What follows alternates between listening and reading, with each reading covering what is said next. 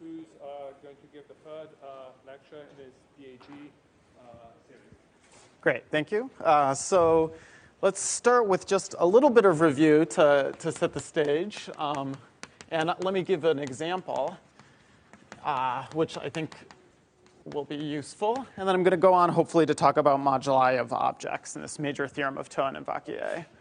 So we were looking at this category of simplicial commutative K-algebras, or this homotopy theory or infinity category, and we had right away, we defined the affine derived schemes just to be the opposite of this theory. And then last time we talked about certain objects that were sort of special geometric objects inside the sort of homotopy theory of a tall sheaves of spaces on these derived affine schemes. And these were the n-geometric objects. Sorry, I'm trying to, yeah, these are the n-geometric objects. So let me recall what that meant. So first of all, the zero geometric morphism. So this was just something x to y where, so these are in a tall sheaves, where any time I take the pullback, I get something equivalent to a big disjoint union of affine spaces. Okay? And then we define n-geometric inductively by saying that x, if I go x to y and I map spec r in, well, it's okay. Then when I take this pullback, well, it's not quite that it's a disjoint union of n minus 1 geometric things. Rather, what we say is it has a cover, spec ri, to here. And so where this morphism is n minus 1 geometric, smooth, and surjective. And so this gives us a large notion of sort of a large class of geometric objects in here, and I want to discuss one particular example of those. In particular, let me just note that if y is actually the base, so if y is spec k, then I'm going to say a stack is n-geometric just if this morphism is geometric. And then there's nothing really to test here. I'm just asking whether this admits an atlas where this is a disjoint union of affines. And this is, again, smooth, surjective, and n minus 1 geometric. Okay? So the examples that I want to take here and discuss and actually do a computation with are what we discussed a little bit last time. So I'm going to define BNGL1 to be, so this is one way to say it, this is the classifying stack of, well, a tall locally trivial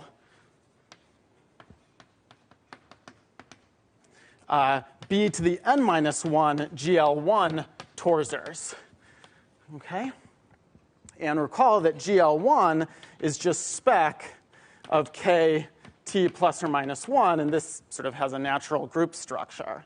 So I want to actually do a computation of the values of one of these on a specific derived scheme.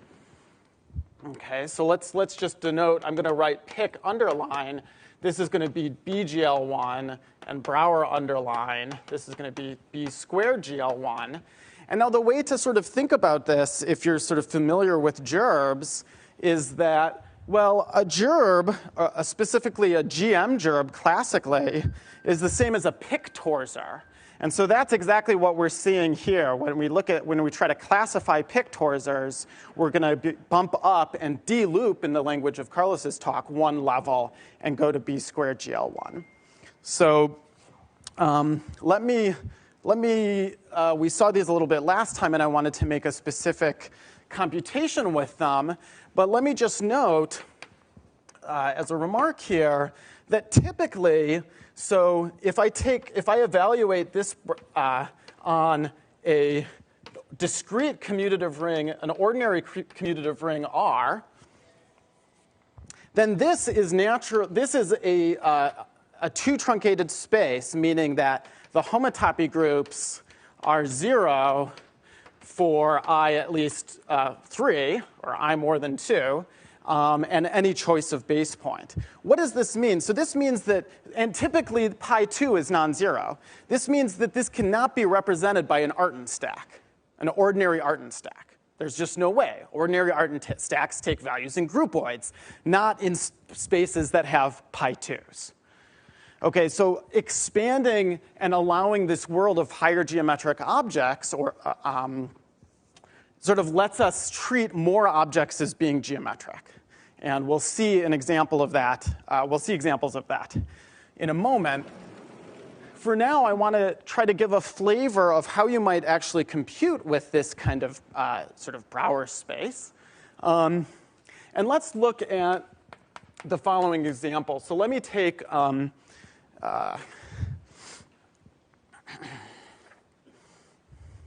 so I'm going to look at the derived scheme X, which is P3, just the classical P3, equipped with the following structure sheaf: O plus the square zero extension, O minus 4, shifted by 1, homologically.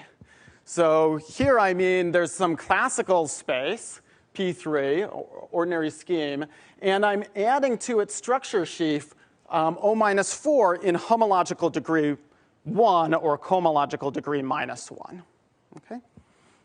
I mean, this is just an artificial example so that something pops out when we do this computation, as you'll see. And now what I want to do is I want to compute the Brouwer, this sheaf evaluated on this particular derived scheme. Okay? So how would you go about doing something like this? Well, it turns out that there's a kind of hypercohomology spectral sequence that's going to let you compute what actually happens on to this space. So this is some space. It has pi 0, pi 1, and pi 2, and we want to understand a little bit about what those are. Here's what we can do. So we can, first of all, ask ourselves, so if I have any, so this is a definition, if I have any f in étale sheaves on here,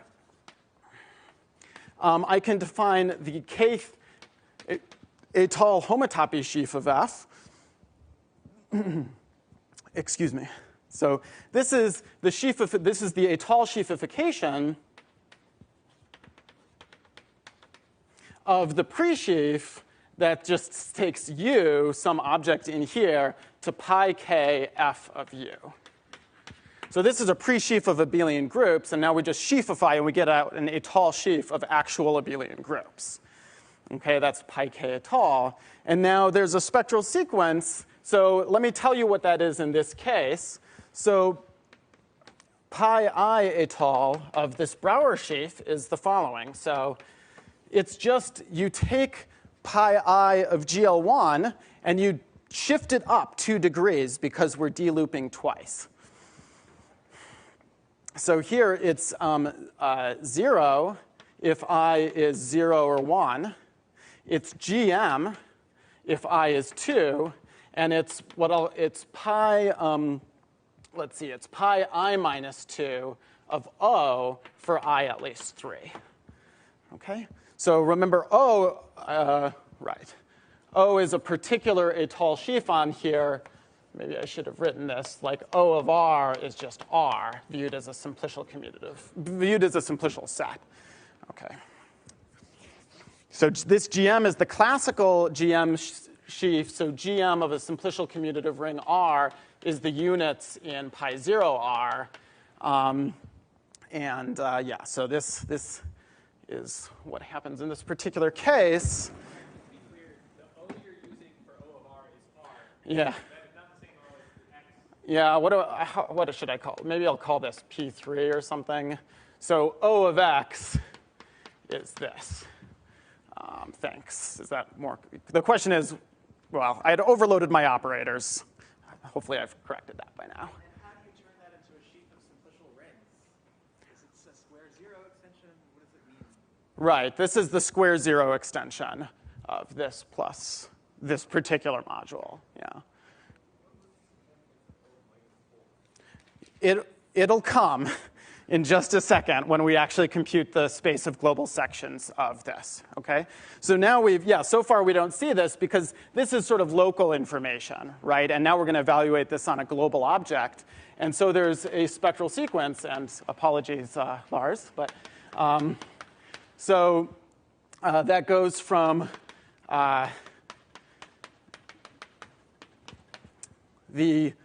just the ordinary Étale cohomology of the underlying space with coefficients in the teeth Étale pi I, or teeth Étale homotopy sheaf, and it converges to in good situations, and we're in one of those good situations. It actually converges to pi t minus s of the global sections, this particular space. Okay. So there's only two interesting cases here, because this sheaf has only two homotopy groups. Okay, so pi 0 OX is just O of P1. Pi 1 OX is O P1, P3 shifted by minus 4, and all of the other ones are 0. So we see that this spectral sequence has just two non-zero rows, and all of the differentials are 0. And and let me just also say that the degree in this is r minus 1 of the differentials. So we see the spectral sequence collapses at the E2 page, and let me just write down what it looks like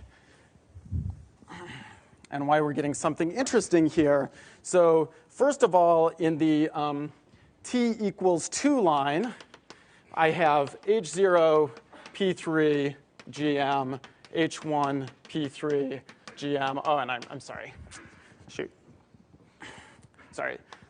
It's this if t minus s is more than or equal to 0, where this makes sense, and it's 0 otherwise. H2, P3, GM, and zeros. It's zeros at t equals 1, 2, and then the t equals 3 line, we have H0, P3, O minus 3, O minus 4, and then, well, this is 0, the next one's 0, the next one's 0, and then finally we have H4, H3, P3, O minus 4. And that's the last one. This is isomorphic to just the base ring K. Well, this is GM of K. This is Z. And this is the ordinary actual Brouwer group of K. And what that tells us is that we get the following computations for the homotopy groups here. So pi 0 of Brouwer of X fits into an exact sequence. Please.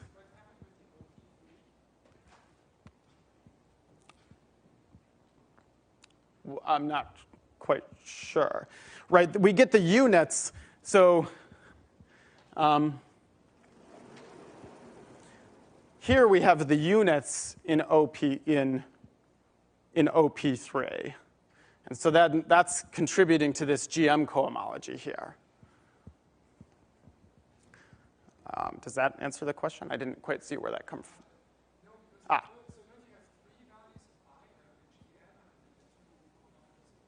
No.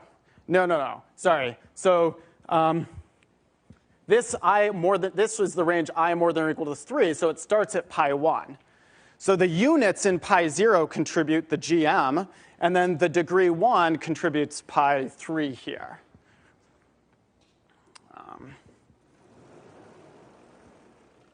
So we get this exact sequence, and K here, that this is the value H. This is coming from this line.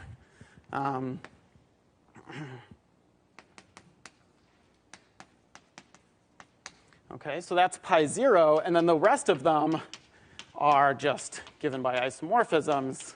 This is just this is Z, this is pick of P3, which is Z, and then this pi 2 of this is GM, well, K star, okay? GM of K, so K star. So I have a space here, and it's pi 0. There's a group of connected components which turns out to fit into this short exact sequence, and at any choice of base point here, pi 1 is given by pick, and pi 2 is given by K cross. And then the higher homotopy groups are 0. Now, this is kind of interesting. So this K is typically going to contribute non-torsion to this. So that's a little bit non-classical in terms of Brauer group stuff. But a theorem of Toen actually proves that every class in pi 0, I mean, this is much more general. He wasn't concerned with this particular example, but every class in pi 0 is representable by a derived Azimuth algebra. So a derived version of the classical theory, just FYI. And the way to think about this, once I've fixed my Azimuth algebra, then this, how do I see the Picard group acting? Well, I can take modules over the Azimuth algebra, and I can tensor it with those with line bundles. And that gives me an action of pick on there, which is where this is coming from. And once I've fixed those two things, what are the natural autoequivalences of tensoring by a line bundle? That's given by a unit, and that's where the K cross is coming from. And then there's no higher homotopy groups in this particular case. Okay.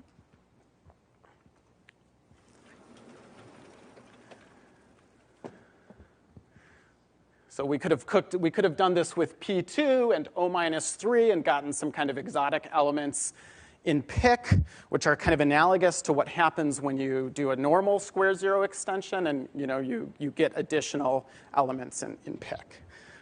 But I wanted to do one thing higher because this is really outside of the classical Artin stack situation. So I'm going to move on now if there aren't any questions about this particular.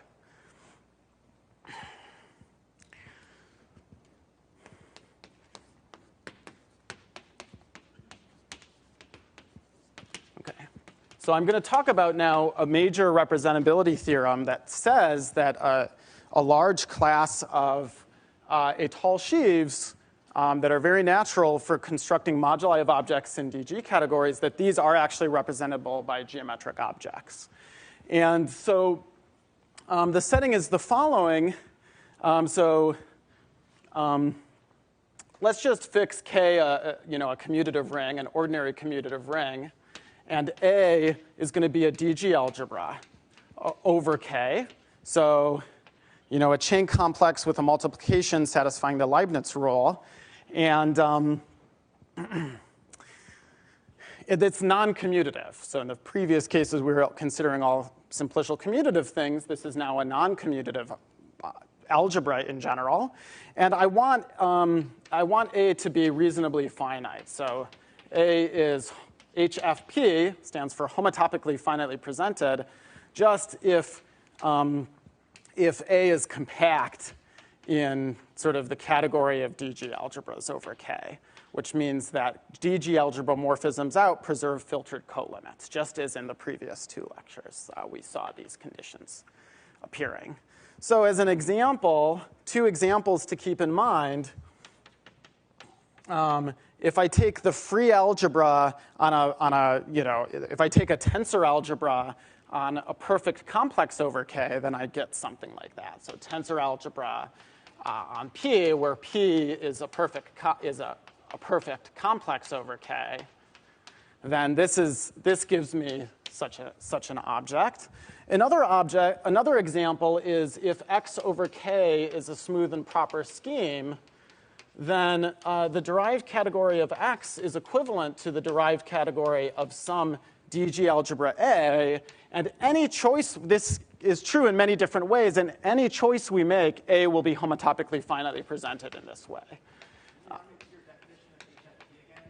It just means it's compact in DG algebras. What does that say? Alg omega sub K. I can put DG here if people wish. So So it's just compact in this theory. But these are the only kind of examples that are going to really matter for us. The most important thing is this is going to apply to the derived category of a smooth proper variety. Also in more generality, but okay. So just keep this particular example in mind, and what we're interested in is the following object. So let's define MA of R, where R is a simplicial commutative K-algebra. So this is going to be, we can define this in a couple ways, but this is, roughly speaking, this is representations of A in perf R. In other words, it's a perfect R module, or a perfect complex of R modules, together with an action of this DG algebra A. And we can say this in a couple equivalent ways.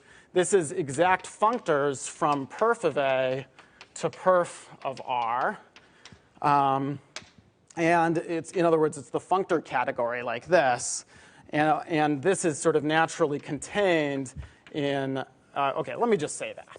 Let me just say this definition. OK. So here we're going to come to a point where you really, as far as I know, can't do this with triangulated categories. You really have to use infinity categories in the background to make the functoriality of this work out at all. Because here R is going to be sort of any simplicial commutative ring, and here I'm really talking about exact functors. So you should think of these maybe as triangulated functors from perf A to perf R, but really I mean this functor category itself really is a stable infinity category or a DG category itself. Okay, and that requires a little bit more care. And so this is the sort of stable infinity category of exact functors from perf A to perf R, and here exact means like preserves triangles or something like that.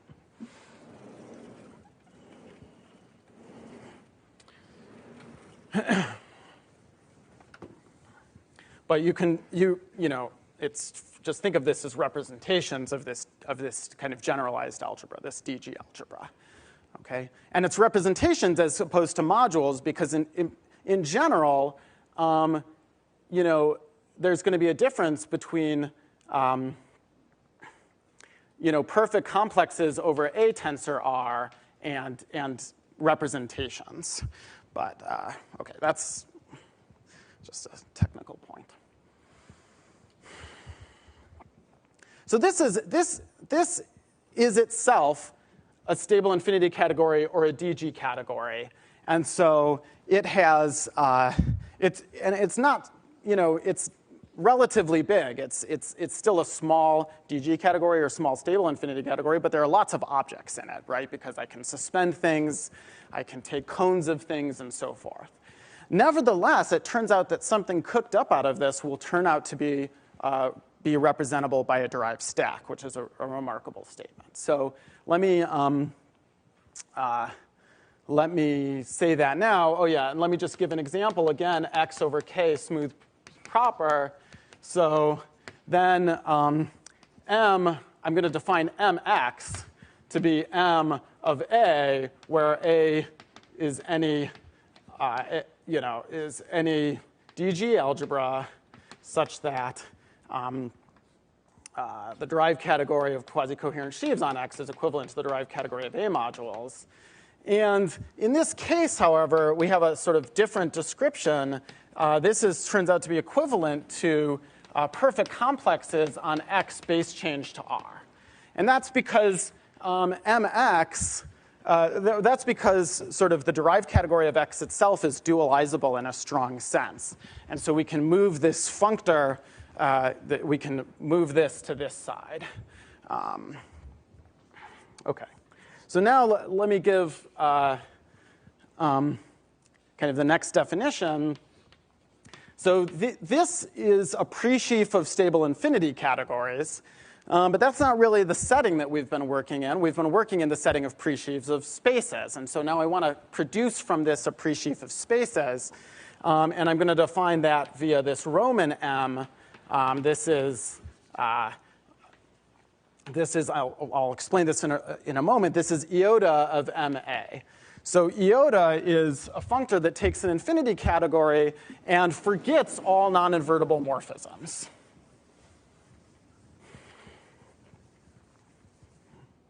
Okay, so if, C, so iota C inside C is the sort of maximal subgroupoid.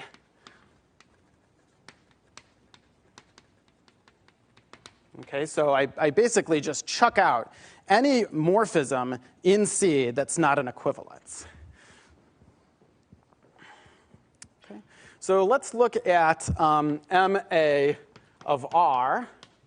So first of all, what's pi 0 of MA of R? So this turns out to be equivalent to isoclasses of objects in the triangulated category, that's a triangulated category, Ho, the homotopy category of MAR. So this is really an ordinary triangulated category in the sense that you're used to thinking of from derived categories. And this space that we're getting when we evaluate this on R has one connected component for each isomorphism class of object there. Okay, so let's pick P a base point, and let's think about what are the higher homotopy groups at this particular base point. So P, what is this? This is a perfect R module with an action of the DG algebra A.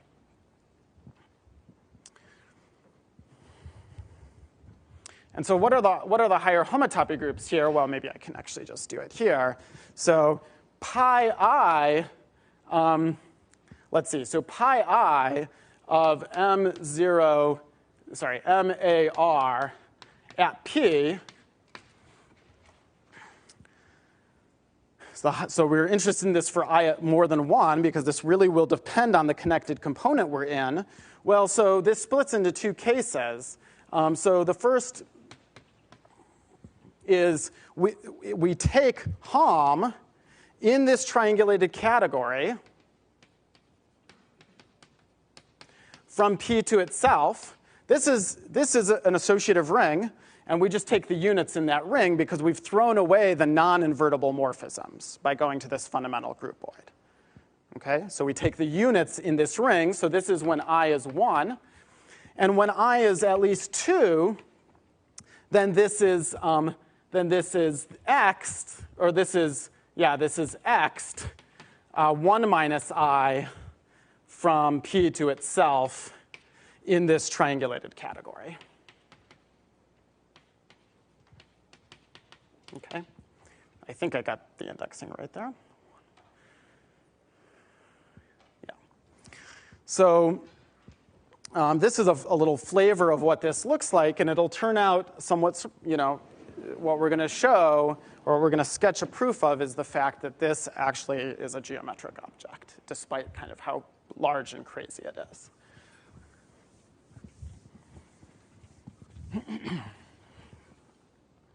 Okay, any questions before I? Not only a priori, I mean, yes, you're correct. A and R have nothing to do with each other. A and R are both K algebras. Yes. But when you compute this NA of R, you kind of forget them. Let's see, where's your definition of NA of R? Right, it's just we take this, right, so. With exact functors from perf A to perf R? That's right. But you've forgotten. K-linear, implicitly K-linear. Linear is the only linearity you impose. Yes. Yeah, so just to repeat that, I'm saying that these are K-linear exact functors. Dima? And when you said that those are not the same as perfect aliens or R modules, you just meant that it has to be perfect as an R module. Yes. Yes. Yeah, the only condition is that it's like a finite dimensional representation of an infinite dimensional group, for example.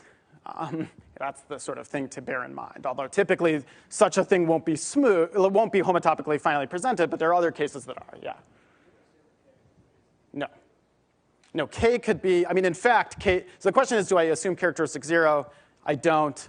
K here could actually be any simplicial commutative ring whatsoever. And this theory has also been done by David Gepner and myself for E-infinity ring spectra. Other questions before I go on? Does it reduce to anything simple when when A is just K? Like what happens then? Yeah, so we are going to, that's going to be actually what we discuss primarily in the proof. So let me come back to that. The question is, does it reduce to something simple when A is K? So let me come to that in a moment. So the theorem of Tohen and Vauquier is that, so again, A is homotopically finally presented over K. Well, I guess I'm going to split this into two things. A is really the hard part. So the hard part is that MA is locally geometric and locally a finite presentation. So remember, being locally geometric means it's a union of n-geometric objects, but the n's can go up to infinity.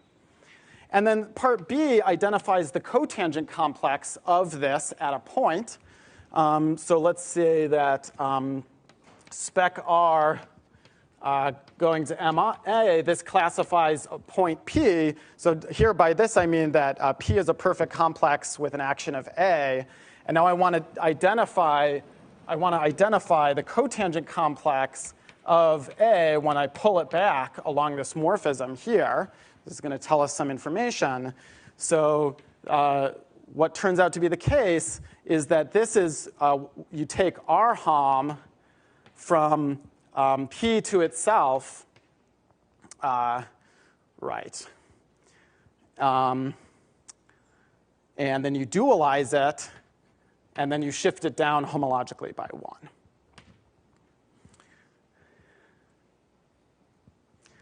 Okay, so we'll use this. This will actually look familiar in some examples a little while. But the hard part of the proof is actually to prove part A. The proof, identifying the cotangent complexes is not the hard part. So P is sort of, I'm you know, the question is, what is P here? So morphisms from spec R to MA classifies an A module structure on P. I guess I don't understand what MA is.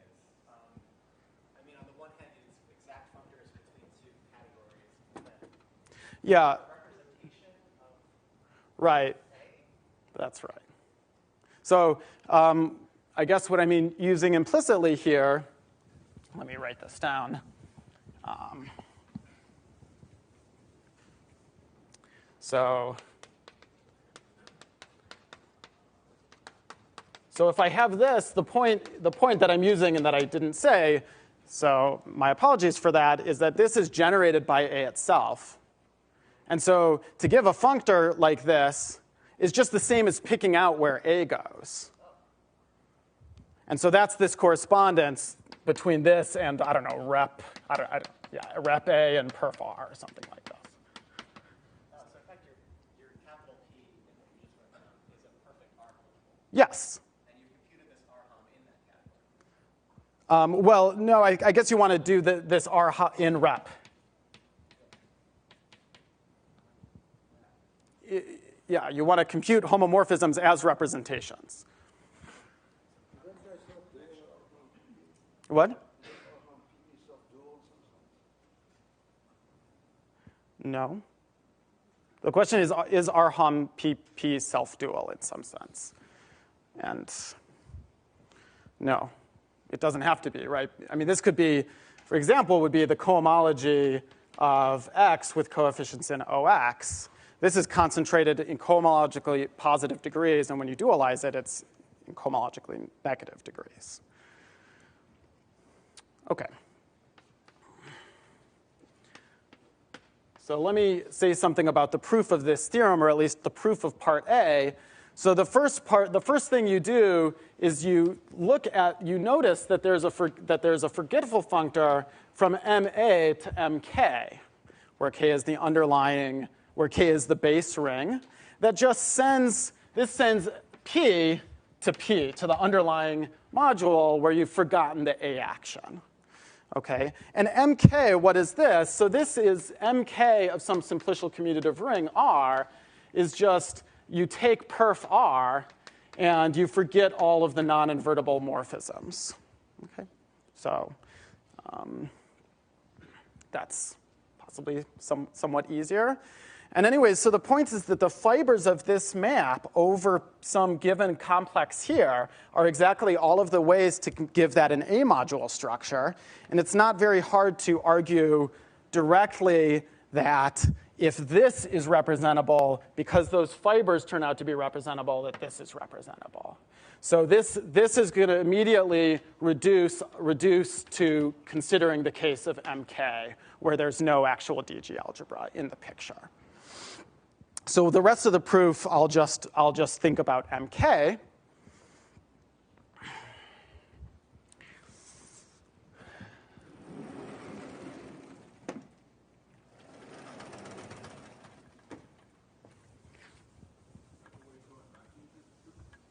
Yes.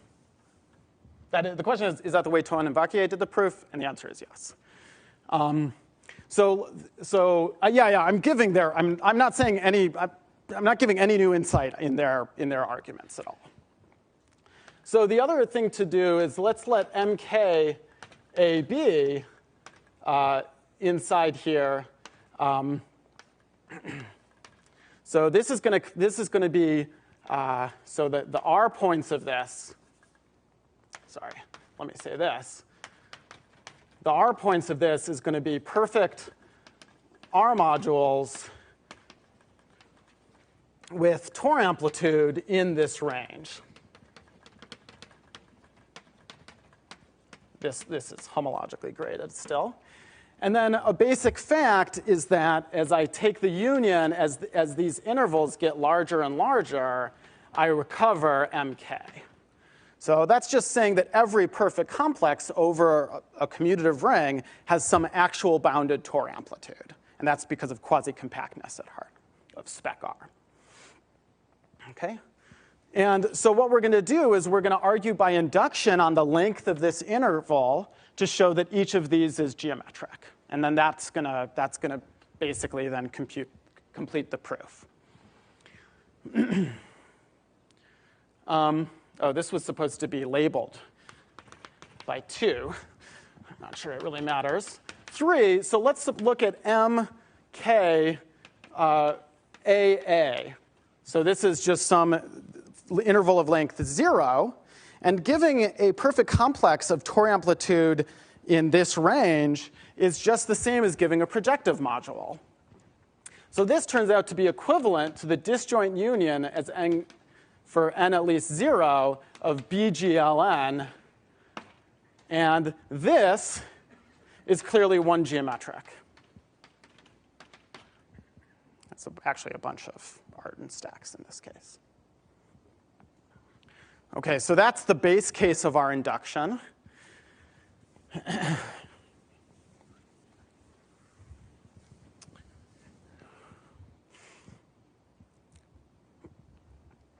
And so now let's assume that, and I'm going to be, in fact, if you're careful, you can figure out the exact level of geometricity of each of these.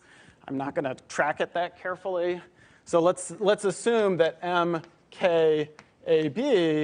is geometric for every interval where B minus A is less than or equal to n minus 1, and n is at least 1. Okay? So now we want to take, and we might as well now just work with M0.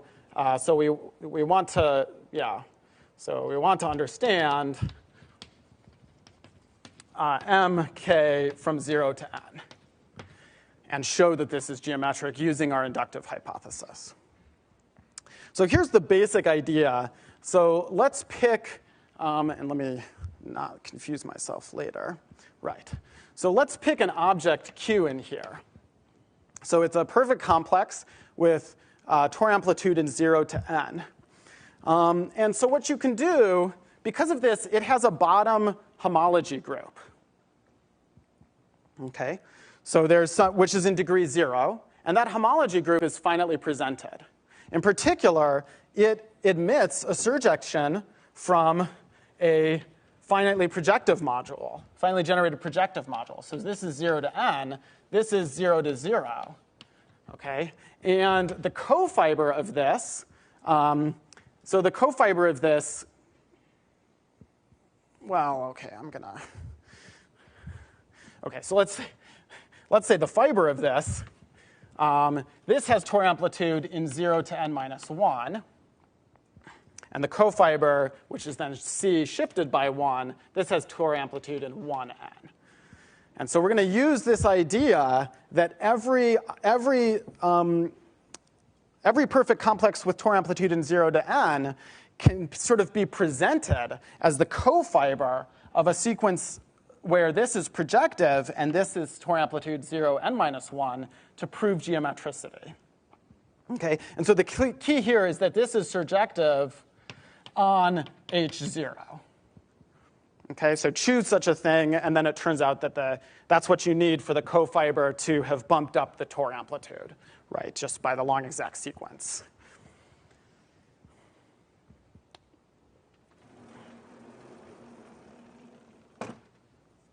Okay,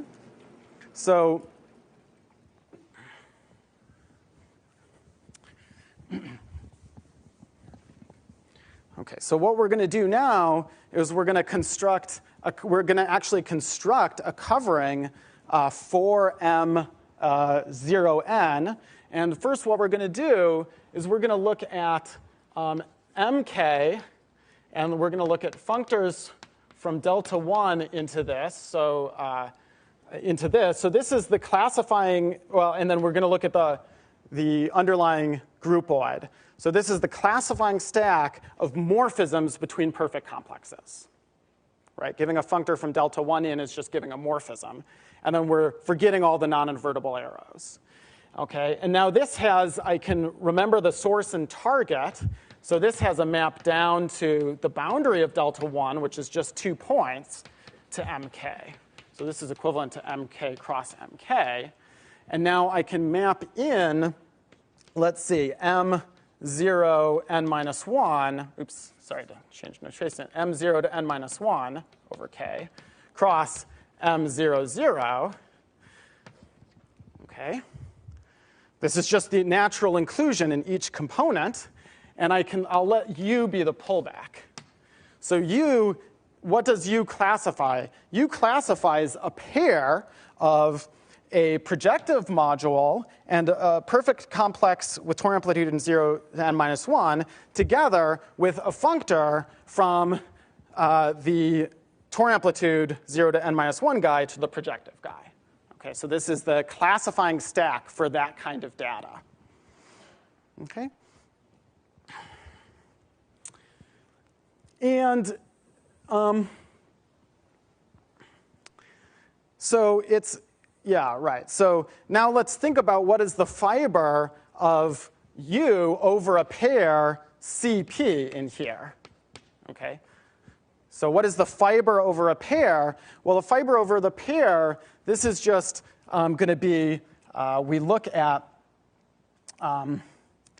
so I want to give morphisms from C to P. So that's going to be the same as giving a morphism from, right, from K to C dual tensor P. Well, anyway, so this is spec C dual tensor P.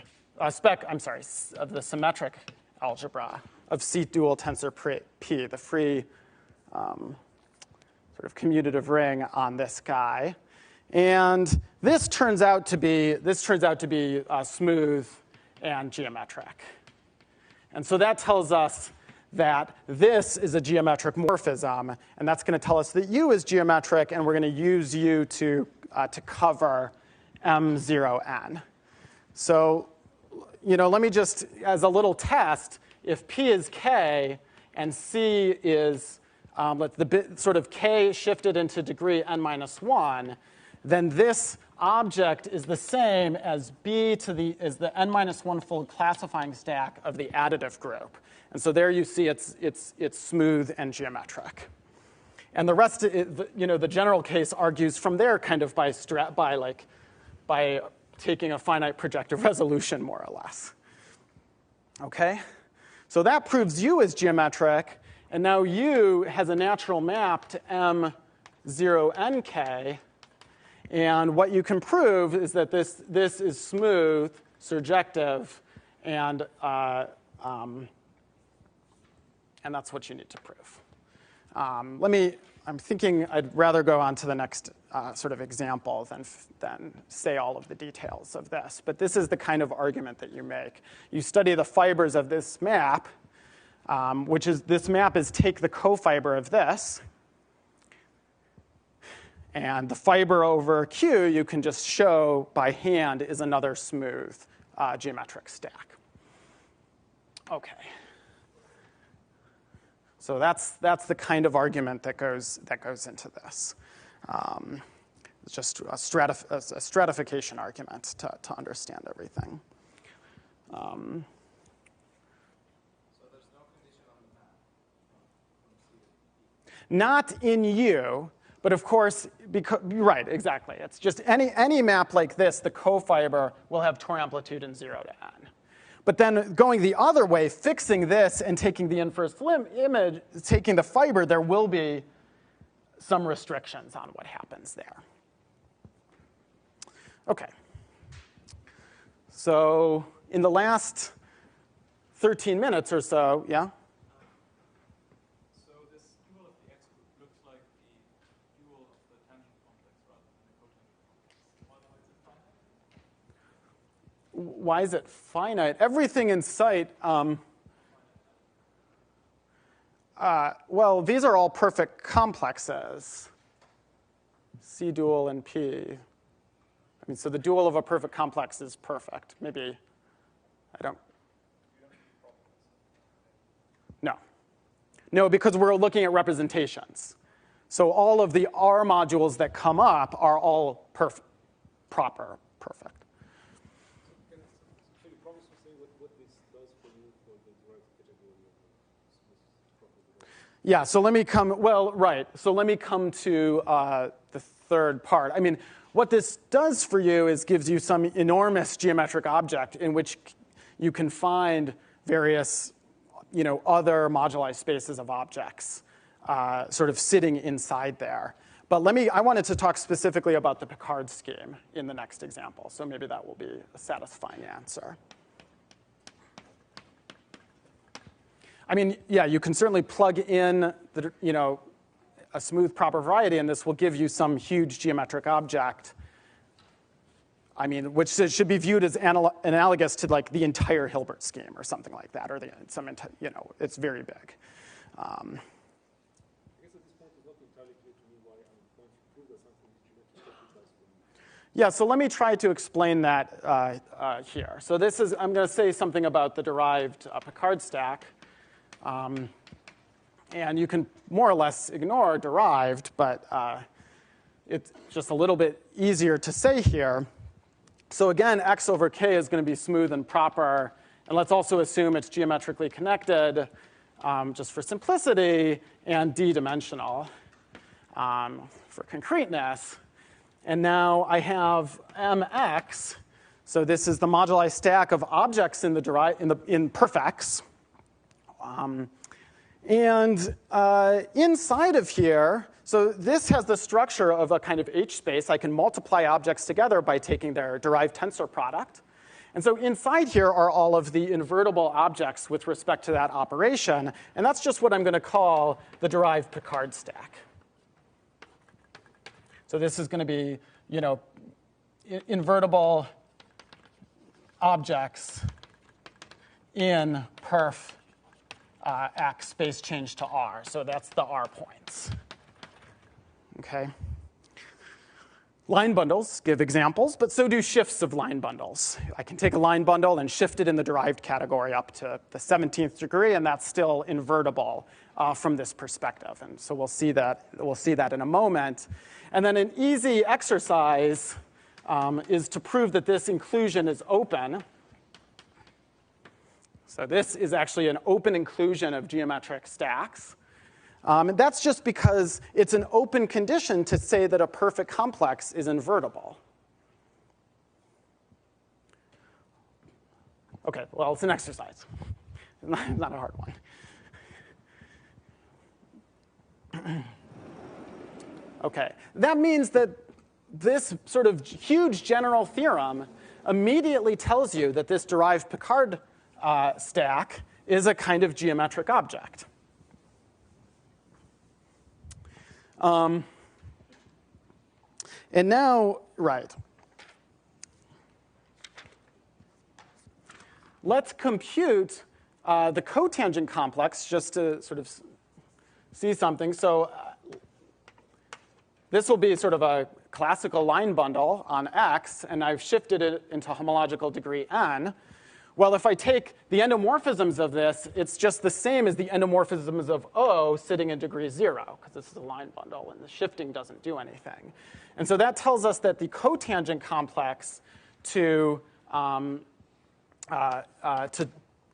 pick X at L shifted by n is R gamma XOX dualized and shifted down by degree 1. So this has Tor amplitude -1 to n minus 1. So this is already telling us that this is representable by a derived Artin stack. Derived Artin stack. Because, I mean, OK. Yeah. So now let me try to place this in the context of the classical Picard scheme and to say that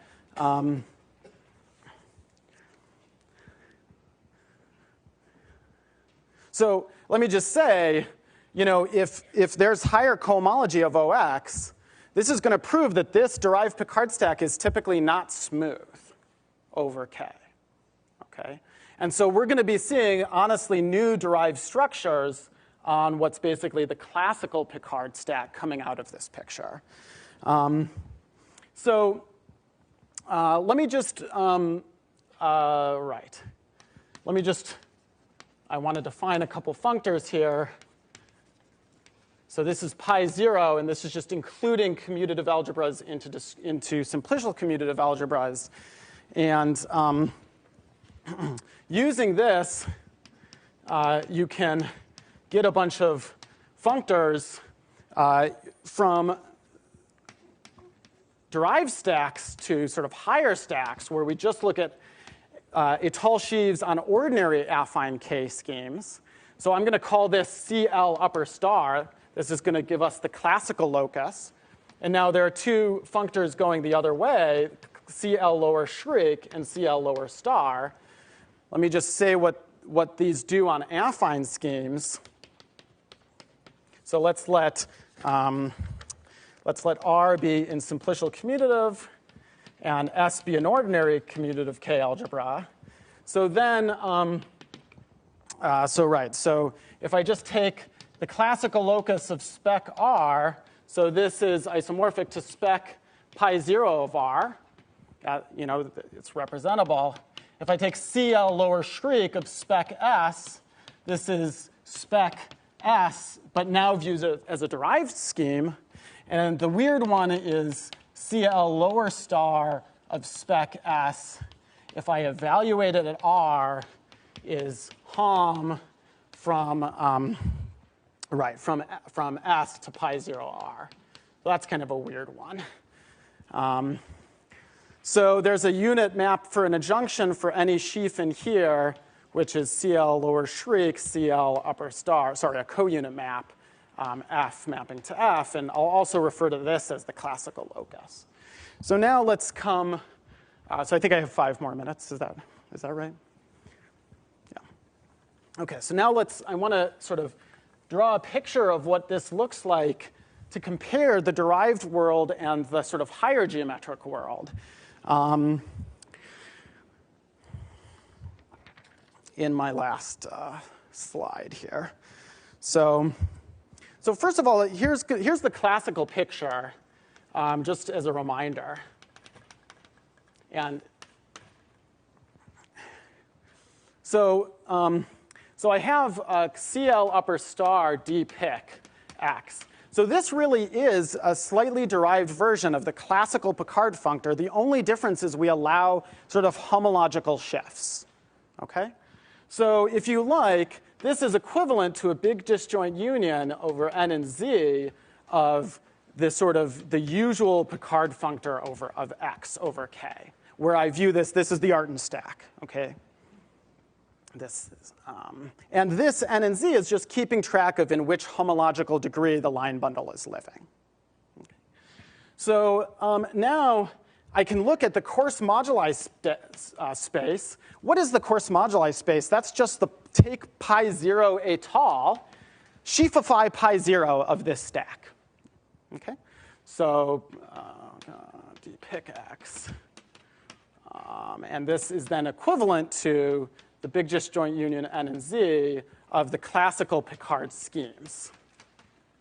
So that'll I'll write without the underline. So this is the classical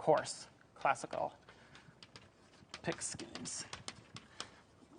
Now, of course, these themselves sort of decompose geometrically, by components of the Néron-Savary group into abelian varieties. But we'll just do this right now. Here, the fiber is BGM. The fiber is BGM. That's just telling us that the automorphism group of a line bundle is just given by units of the base. Here's, I guess, where we use that it's geometrically connected. So let's see the derived. Let's see this in relation to the derived picture.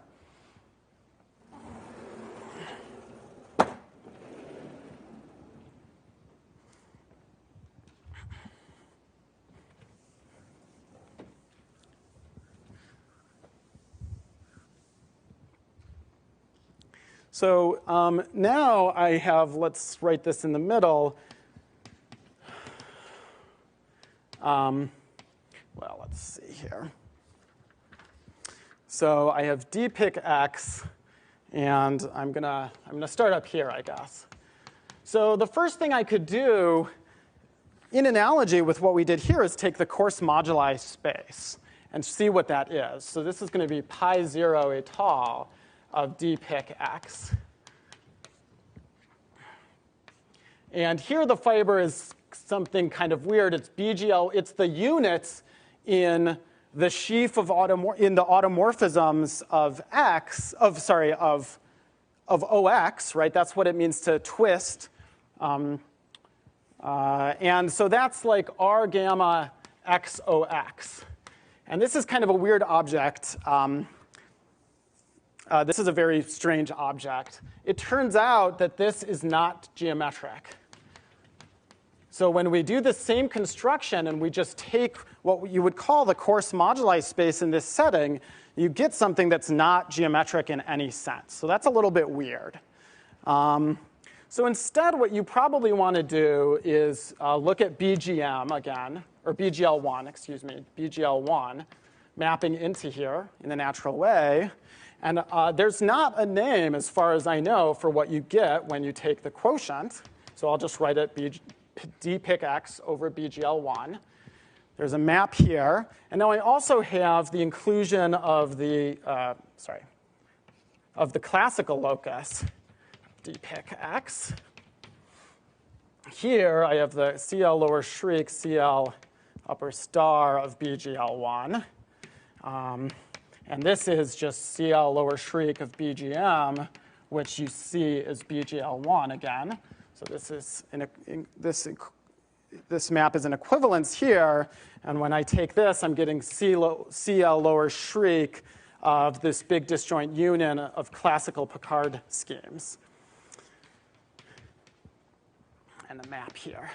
So this is so let me just talk about this diagram for a moment. So this is always smooth because we know Picard schemes are smooth. Let's say we're, yeah, I mean, let's say we're in characteristic 0 for this. But this is typically not smooth, even for, say, an abelian surface. If X were an abelian surface, it would be not too hard to see that because H2XOX in that case is not 0, that this is not smooth. And what we've done is we've done two things. First of all, we've constructed a canonical derived structure on the classical Picard scheme.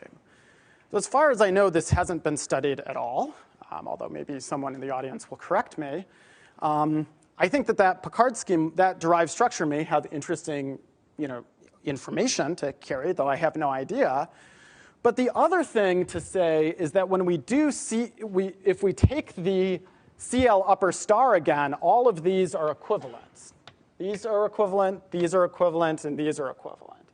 And what that actually lets you do, if you wish, is show from this totally general phenomenon, this huge geometricity theorem of Toan and Vauquier, you can use that if you want to prove the representability of this Picard stack. It might not be the geodesic, but that's one thing you can do there. So thanks for listening, and yeah.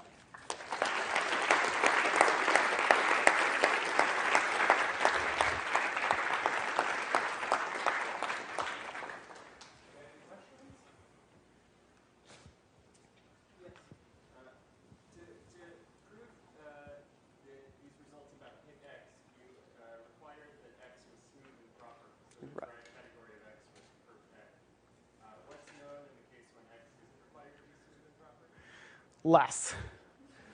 So the question is, yeah, what happens here if X is not smooth and proper? Yeah, so if X is smooth, then perf X is homotopically finally presented, at least if we're working over a field. So this is, you can prove this using resolution of singularities in characteristic 0 and by using alterations in characteristic P. But then when you take this moduli functor, the thing is, even for A1, what you're getting is not perfect complexes on A1. You're getting perfect, you're getting vector spaces equipped with an endomorphism. And so, the geometricity goes through, the theorem goes through, but what it means in terms of like Picard stuff is, I don't know. I'm not sure what you can say.